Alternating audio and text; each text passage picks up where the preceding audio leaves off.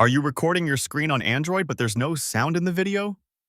Don't worry, this is a very common problem, and I'll show you how to fix it step by step.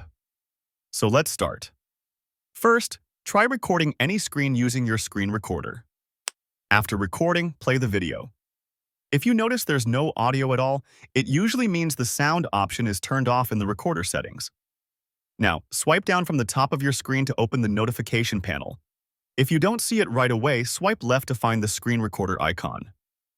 Next, tap and hold on the screen recorder icon. This will open the screen recorder settings. Here, you'll see several options. Look for Record Sound or Audio Source. Now, select System Sound or System Sound and Microphone, depending on your phone model. After selecting the sound option, go back and start recording again.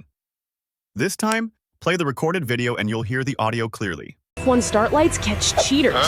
And that's it. Your Android screen recording. No sound problem is fixed. If this video helped you, don't forget to like, share, and subscribe for more quick and practical Android tips. Thanks for watching.